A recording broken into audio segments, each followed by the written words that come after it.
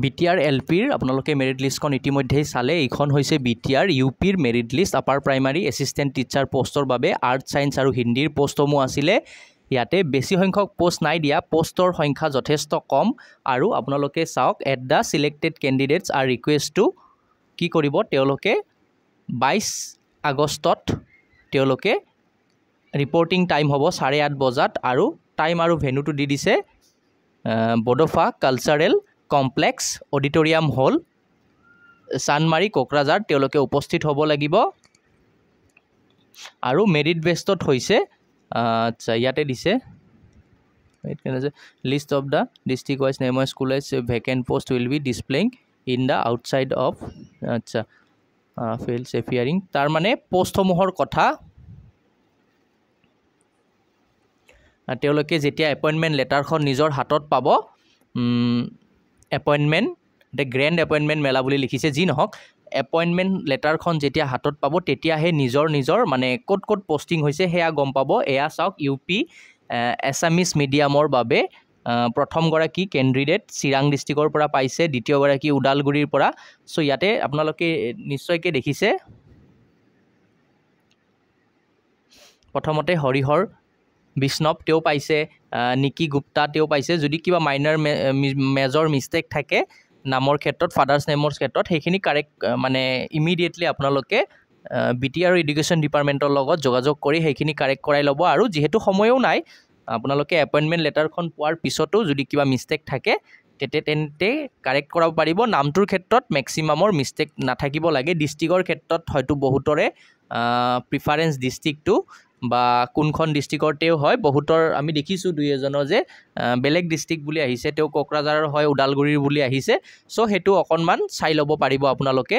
বাকী LPৰ ক্ষেত্ৰত পোষ্ট যথেষ্ট কম দিছে, UPৰ ক্ষেত্ৰত আপোনালোকে যদি চাই, অসমীয়া মিডিয়ামৰ বাবে এইখন ইয়াত 83 অৰ্থাৎ মাত্ৰ 83টা পোষ্টহে দিছে। আৰু ইয়াতে বাহিৰৰ কোনেও পোৱা নাই। যদি কোনোবাই পাইছে কমেণ্ট বক্সত জনাওক।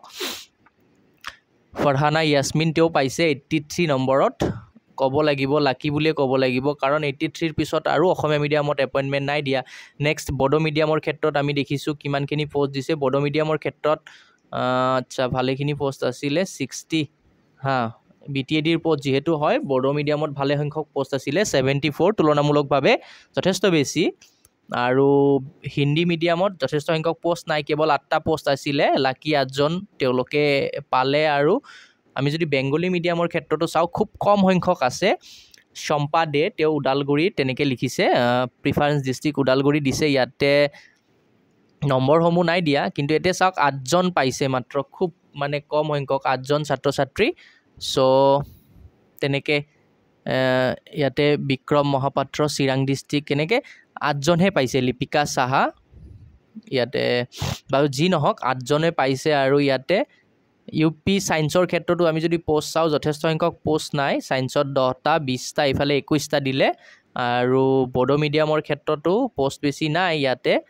চ' আপোনালোকে মেৰিট লিষ্টখন আমাৰ হেৰি কৰক, ডিছক্ৰিপশ্যনত এটা লিংক পাব হোৱাটছআপ চেনেলত, তাত গৈ আপোনালোকে ডাউনলোড কৰক। আৰু কাৰ কাৰ নাম আহিল, কাৰ কাৰ নাম নাহিল, যদি কিবা মিষ্টেক দেখা পাইছে বা আউট অফ BTR কোনোবাই পাইছে নেকি চাওক। ইয়াতে আউট অফ BTR দেখিছোঁ মই।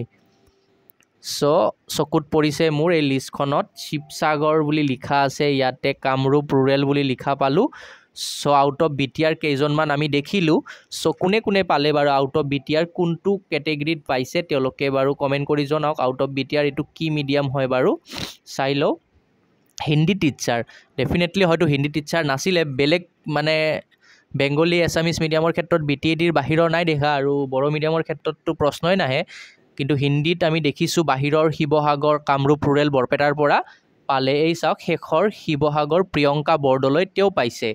তো যি নহওক BTADৰ বাহিৰৰ কোনে কোনে পালে, আৰু আপুনি কি ভাবে এই মেৰিট লিষ্টখন লৈ নিজৰ মতামত কমেণ্ট বক্সত জনাওক। আৰু কাৰ কাৰ নাম আহিলে অনুগ্ৰহ কৰি কমেণ্ট বক্সত জনাওকচোন।